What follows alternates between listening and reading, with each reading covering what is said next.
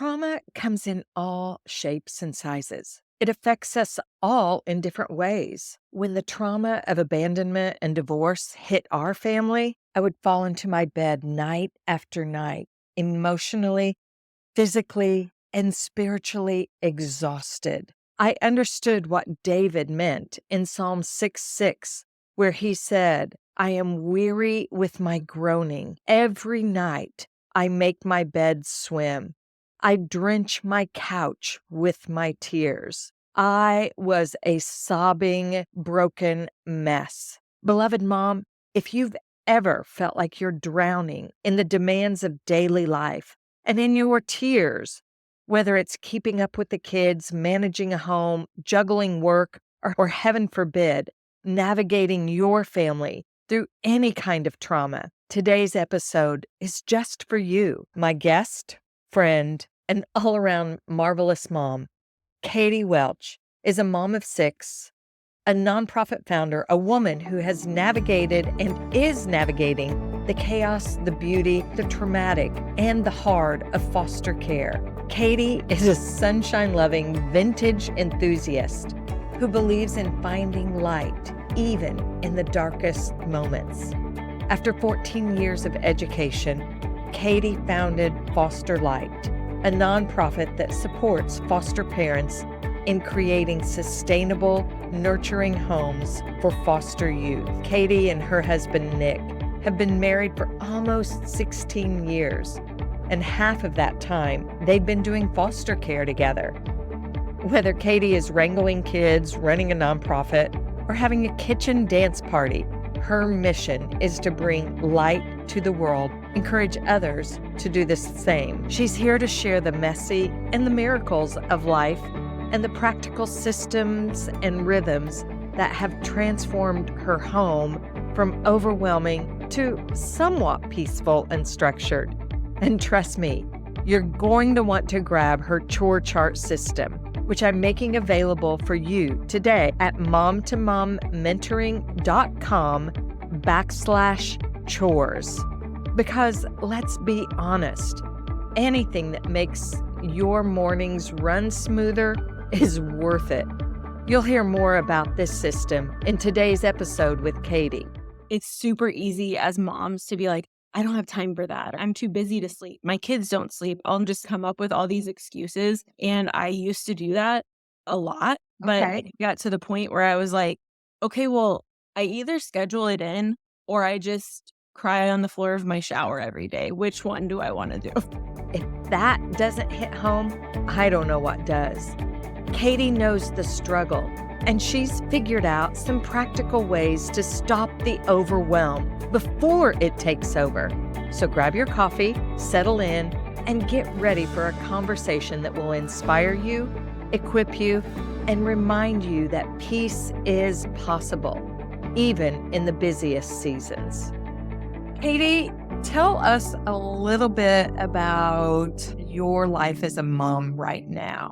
Right now, I have 6 kiddos. They range from age 4 up to 12. 4 of them are in foster care and they're sisters, and then 2 of them are biological boys. I also have a nonprofit that supports foster families. So my life oscillates between all of that. You are a businesswoman. You have founded and developed a business, a nonprofit business. You are working as well as raising 6 kids. What would you say right now is your biggest challenge? The biggest challenge right now is prioritizing my mental and emotional health so that I can be available mentally, emotionally, physically, spiritually available for my life, for my kids, for my husband, and for my job. So what are you finding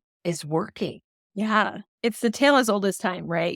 Just trying to fill your own cup so you can Yeah. pour into other people. I think putting structure around it is the most important part, for me at least. When you have such a busy schedule, it's so easy to get lost in it. It's easy to get to the end of a month and think, gosh, I haven't done anything for myself, or I haven't done anything life-giving this month for me unless you put it in your schedule. I just have to literally mark it into my calendar, the different things that feel life-giving to me, and it's different things in different seasons. That used to stress me out to think about putting stuff like that in my calendar. Like, I want it to be more fluid than that, but this is not the season of my life where things are organic. There's a lot in my life that I can't control. And so I have to kind of put systems in place to take care of myself, because if I don't, it's just not going to get done. And then I'm going to get burnt out and exhausted. And then I'm going to be a monster to my kids and my husband, and I'm not going to do good at anything. I just have to schedule. So, how do you even find time to schedule anything in? You just make time for what feels important to you. It's super easy as moms to be like, I don't have time for that. I'm too busy to sleep. My kids don't sleep. I'll just come up with all these excuses. And I used to do that a lot, but Okay. it got to the point where I was like, okay, well, I either schedule it in or I just cry on the floor of my shower every day. Which one do I want to do? For a while, it was like, okay, I'll just get up earlier. But then I was getting like 4 hours of sleep, and that was making me a crazy person too. For me in this season, it's going to be like small daily rhythms that are ongoing. They might be tiny or not take very much time, but they are just rhythms. Keep me alive, keep me going, keep me loving my life, keep me rested so that I am pouring into my kids and being like, "Look at life. Look at God. Isn't this so great?" Instead of rushing around the house being like, "Oh my gosh, this is such a nightmare. Can you just follow directions for like once, like rage clean around the house?" It's not like I'm always happy and great, but these rhythms or structure that I've set in place has drastically changed my mental health. So, this wasn't just a natural thing you started to do when you became mom of 6 kids. This is something that you hit a crisis point. I would say like multiple crisis points. We had 2 biological kids, and then we got 3 foster kids at the same time. And so we went from 2 to 5, and we had 5 kids under 5, and I was in grad school to be a principal, and I was teaching full time, and my husband was in grad school. And we look back on that season and I'm like, how in the world did we survive? Like, none of the children could do anything by themselves. After a while, I kinda hit a wall where I was like, "Oh my gosh, I can't do this." And so then specific systems would go into place, and then it would be like, "Okay, here's another piece that's really stressing me out," of like, "Here's the top 5 things that feel massively overwhelming to me right now. How can I solve this? Like, what can I put into place this to feel easier or more life-giving?" What are some systems? I mean, that sounds very business management, right? Which is What are not some how I normally function at all, but when you have a life as busy as mine, or as many kids as I do, or as many kids with trauma in your home as I do, it just helps my brain and it helps their brains if we just have systems in place. Mornings just felt so overwhelming. Bedtimes felt really stressful. My house being a mess felt really stressful. Something that's changed our life drastically is like morning routine, evening routine, and chore chart. This one time I went, "Have you brushed your teeth? Is your bag packed? What are you doing? We're supposed to be getting ready for school." And you're talking about this one time we went to Worlds of Fun 6 months ago, and just feeling frustrated that it just felt out of control. And to have to remember what 6 kids need. And like, okay, do you have your Chromebook? Is your bag packed? Do you have a coat, gloves? Do you have a water bottle that's filled up?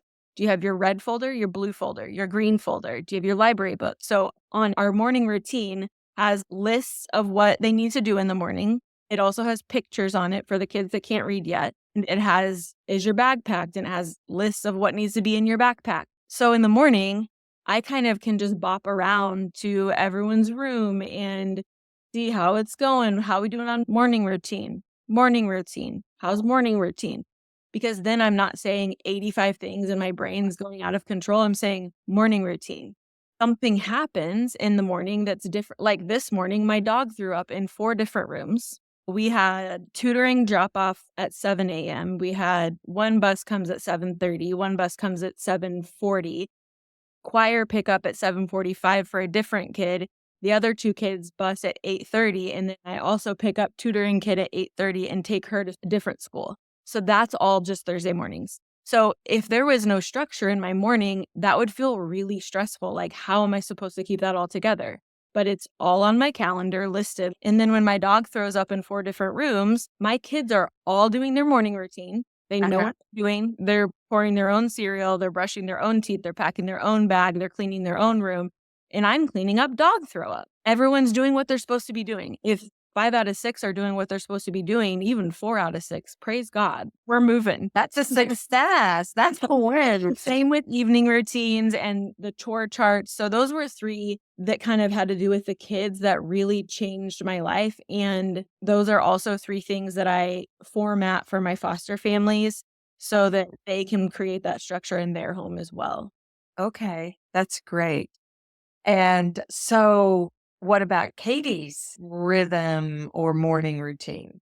Yeah, so my rhythms that have really helped my brain, my husband basically just split up responsibilities in our home instead of being like, I have 50 things that me and Nick are both in charge of, and hopefully someone will get it done. Instead of that, dinner was like the top stressful thing. I don't enjoy cooking. I'm not super great at it. I've tried every meal prep plan, blah, blah, blah, all the things. And it was still getting to the point every day at 5 p.m. I'm like, what do people eat? Oh my gosh, why can I not get this? And then I'm stressed about it. And so Nick does food now. He does the food. It's been so cool because it's been life-giving for him, and it's been life-giving for me because I don't have to think about it, and someone's serving me food at Mhm. dinner time. It's made me so grateful for him every day, like, "Oh my gosh, you're amazing. How are you doing this? This is so great. I can't even believe you made this." And he's feeling encouraged by that, and he's having fun with it, like, "How cheap can our family of 8 eat?" And Wow. I took cleaning off of the plate. I kind of oversee the chores, but I also have, like, a cleaning schedule that I made. I set aside a specific time in my day. Oh, that has helped a ton, and that was my mom's idea after seeing me hit rock bottom at one point. So she was just like, "Okay, we need to help this." So that is a piece of community coming in and being like, "Let me help you with this." Let me help think through this and come up with some ideas that are Yeah, workable. But just sometimes you can't see it. So you've got community and listening. So I have this white chair, and my kids know that they can't sit in that. That's mom's white chair. And I just have a little table with a stack of books next to it. And that's where I do all of my journaling and reading my Bible, and typically do that before the kids are awake because I can beat the crowd. Sometimes it doesn't work out, sometimes it does. so that's something that you've worked into your rhythm of life. Yeah, it just starts my day off better. But just to kind of start off my day quiet, and with this many kids, it's so easy for me, even as an extrovert, to get so overstimulated with Mhm. constant noise and questions. There's some days where I'll just go and like stare out the window. I'm like up and I'm alone. I had 4 kids and we had a basement and I'd be like, okay, guys, I'm going downstairs and shutting the door. The boys can watch a movie. Then I'd put music on and I would just go lay on the Yeah. floor to get myself back together Yeah. again. Just a little reset. So resets are important. Right. And what is the funnest part of your life right now? Oh my gosh. My kids are all in different activities and that kind of thing. And watching them come alive in their things has just been so much more magical than I ever could have imagined. I'm just like, "You're amazing." Seeing them come alive in these activities and then perform for us at home and laugh together and be able, hearing them compliment one another. It's just been so fun. So fun. Yeah. So, where's the Welch family going to be 5 years from now? Oh my goodness. They'll be 9 to 17. So we'll be getting ready to launch our first oldest Uh-huh. into the world.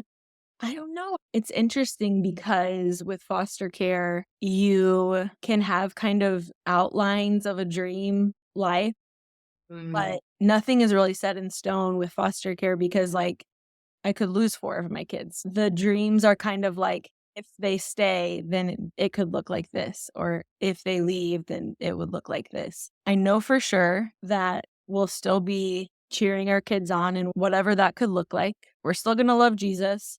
We'll still be, carting our kids around to their events, and that will bring joy. And we'll see what the Lord has for us. We'll figure it out. It's hard because a lot of fear can creep in. He's been good before, and he'll still be good then, and we'll be okay. That's not as fun as we're going to be this big, happy family forever and ever. There is this big question mark of a massive grief. When you foster, you're kind of signing up for the awareness that this could be a part of the journey. Yeah. Mhm. And even if my kids do stay all in this home, when you're raising kids that have come from really hard places, your expectations and dreams for them do shift and change. You're just more open-handed. Their hearts and brains have experienced so much more than my biological kids. My prayer for them is always, Lord, whatever you want for them. And that may be different from what I want for them or what I'll expect for them. And I think fostering really helps you trust the Lord with your kids so much, because the idea that they're not yours is just always in your head. It's really shifted my perspective about my biological kids too. They're all the Lord's. All of my kids are his, and they could all leave tomorrow in some way or another. If tragedy struck, I have to still trust the Lord. I still will wake up tomorrow, and the Lord will still be good, and I'll still have to figure it out. It will suck, but we'll figure it out. I don't feel like I worry about their futures because I just am like, who knows? You have 4 foster girls who have experienced trauma. How do you, as a parent, help your children who have lived through trauma? A huge part of it is being trauma informed, just do as much research and reading about the brain and how trauma affects the brain and what could that look like in behavior and what's the best way to respond to that. It's just so different than a normal, typical parental reaction. That's the biggest thing. And letting go of control of this perfectionism parenting, it's just going to look different. And you have to be flexible. When you are parenting kids from trauma, you have no idea what's going to trigger them, when it's going to happen, and what that's going to look like. So a lot of days are just not what you expect them to be. That is really stressful, and it's really hard to keep yourself regulated, your nervous system regulated. Can anything just go right? Like, can you just go with the flow for a minute here? But if you don't have structures in place, then there's nothing to fall back on in that moment. If you're dealing with this massive trauma meltdown and you end up having to restrain this kid because they're hurting other people, you need your other kids to business as usual instead of, Mom, what are you doing in there? What are we supposed to be doing out here? No, like, get ready for school, just like normal, Yeah. morning routines. Have the systems, being trauma informed, being flexible, letting go of control. Is there secondary trauma? Similar to what my boys have been through. Yeah. Sibling of someone who's experienced trauma, because they've had to see and learn a lot more than what I would expose them to otherwise. And the biggest feedback that we get about them is they're the most empathetic kids. Their teachers and their friends' parents are like, your boys are just so empathetic. Nothing surprises them. If someone has a crazy outburst in class, the boys are the ones going over there and saying, man, so hard when something happens that you don't expect. Or, man, it sucks to have to leave fun places, because they've heard this their whole life and nothing we've even done to teach that. It's just growing up seeing people that they love have to experience and process really difficult things, and them just kind of growing up alongside that. You're a different person when you see people who are hurting. Yeah. Well, I showed a study in a workshop that I facilitate, but it was done by Harvard, 10,000 adolescents, and they're asked across 33 demographics. One of the questions is, what is the most important thing for you as you move into adulthood. And they put high achievement as number one. And number two is their happiness. And number three has to do with showing compassion and serving others. The same kids say that that's what parents think are most important. So they're getting this message from parents that high achievement is the highest goal, right?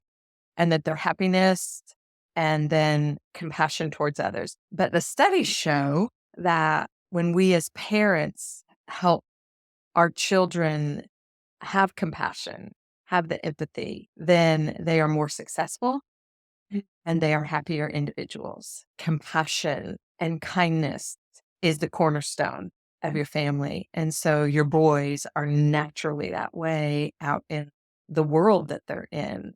So, Mhm. yeah. What we model for our kids is so much more important even than what we say to them because they're going to do what we do. My kids see what we're doing. They see how we're treating other people or our Mhm. spouse. They see our inner dialogue that Yeah. we have. They see that play out in our lives. And that has been so, I mean, that's why it's so important to go to therapy and work on your own stuff first. Yes. Because whoever you are, your kids will be that, you know? That's right. They'll be Ab- that. That's yeah. those are, like, the core values and characteristics that they are going to display, period. Whether or Right. not you say that, "Hey, you're gonna wanna be a perfectionist and achieve everything to the best of your ability, otherwise you're a failure." Like, you'd never say that to your kid. But Right. if that's the expectation you have for yourself, they're gonna see that and they're gonna feel the same way. I learned that as a mom. I was like, oh, I don't have to look any further than right here at me when I see behaviors that I don't want in my kids. They were always a really good mirror for me to look Right. at my stuff. It is super humbling. Just something I've been doing with my kids is telling them what I'm working on. And I said, and I used to not think that I was a perfectionist because I'm ADD and I'm kind of nuts and my purse is a mess and everything's crazy. But I'm a perfectionist in all of these ways. And I was explaining that to them. And so then when it comes out in me, I'll be like, see, that's what I'm talking about. And that's what the Lord's convicting me of because I don't need to be like that because my worth has nothing to do with my Mm. achievement. When I see them doing that, I can say, hey, remember, I'm working on this too. Instead of being like, okay, I'm your mom and I have everything together and you don't. And so I have to teach you how to do it all. We're all still learning If we're still working on us, right? forever and ever. How do you define the difference between rest and just taking a break? This one's tough because sometimes when I'm exhausted, I just want to check out. And that's really different than soul rest, scrolling on my phone or just like binging Netflix. Not that it's never okay to do that, but coping with things or numbing out instead of actually allowing yourself to rest. Rest is intentional. You walk away from it feeling restored or more whole, Whereas taking a break, I'm going to take a 5-minute break and I'm going to scroll social media because I want to catch up on stuff. Knowing that's not going to nourish me. Social media is not going to help me to slow down or be recentered or find rhythms of focus or energy. Rest is going to be different for everybody. Some people feel incredibly rested after they take a run, but it's really noticing in yourself after I scroll on social media, what do I feel? How am I feeling? Am I feeling restored? Do I feel encouraged? Do I feel jealous? I hear you talking, I'm thinking, what's the end goal? What do I want to come out of this Yeah. time with? Bring renewal to my soul. Saying, I need to regulate my nervous system right now. So I look at Katie's life. I'm on the outside looking in. You have a very successful nonprofit that you have developed and continues to grow. That's a whole business. You're engaged with the families. You build community. You have a beautiful family who laughs together, plays together, loves each other, probably fights together and works through it. You have a marriage for over 15 years.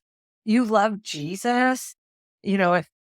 If the people listening to this podcast could see you, you're a beautiful, vibrant, lovely woman who rocks the vintage clothing like no one I know. So, what do you attribute your success to? Oh my gosh. First of all, very, very generous, kind words. So thank you. But I mean, just Jesus, really. Like, it is 1,000% this slow and steady failing, getting back up, putting systems in place that might help me to fail less, failing again, getting back up, just constantly like needing the Lord, and trying to set myself up for success in all the things that I'm doing, but just constantly failing. It's almost like funny hearing you say all of that because it's like, "Oh, ooh, that is an illusion, ma'am." But then, I mean, I step back sometimes too, and I look at my kids and our life, and I'm just like, I could just like burst because it's so good.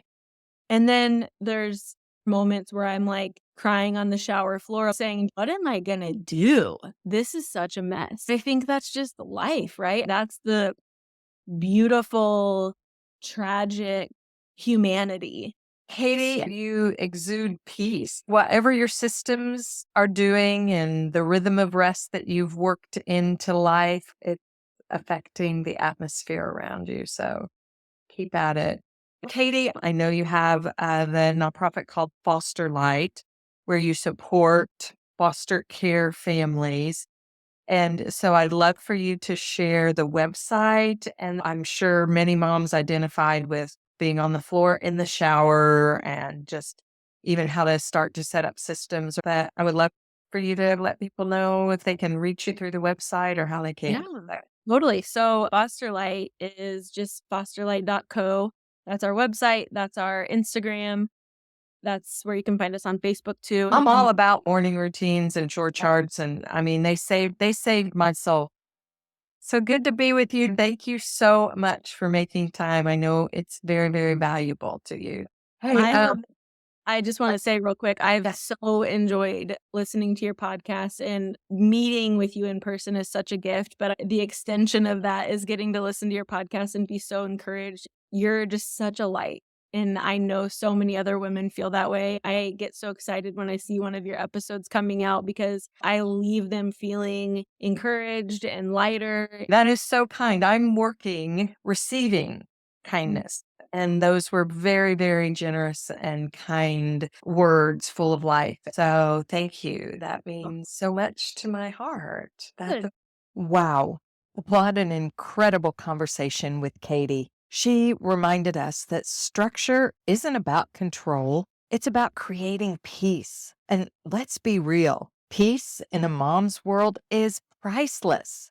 But don't just listen, you can take action. Here is one thing you can try this week. Take a look at one chaotic part of your day. Maybe it's your mornings, dinner time, or even bedtime. Put a simple system in place. Now, it doesn't have to be perfect, just intentional. Ask yourself, what is one small rhythm I can create to bring more peace to this moment? And don't forget Katie's chore chart system. It is available for you to download. It's a great starting point for creating order in your home. You can get it now at Mom2Mom Mentoring.com/chores. And if you're listening and thinking, Misty, I love this idea, but I don't even know where to start, you are not alone. That's exactly why I offer coaching for busy moms like you. Together, we can create a system that works for your family, your life, and your season. Let's chat. You can book a free 20-minute call to take the first step toward peace and balance. Just go to Mom2MomMentoring.com/call, and you'll get a link for a 20-minute free call where we can discover if coaching is right for you in this time and season of your life. And Mom, if today's episode encouraged you, would you take a minute to share it with a friend who needs a little bit more calm in her chaos? And if you haven't yet, leave a quick review. It helps more moms just like you find the encouragement and practical tools for their everyday lives. Remember, Mom, when you shine, you give others permission to shine too.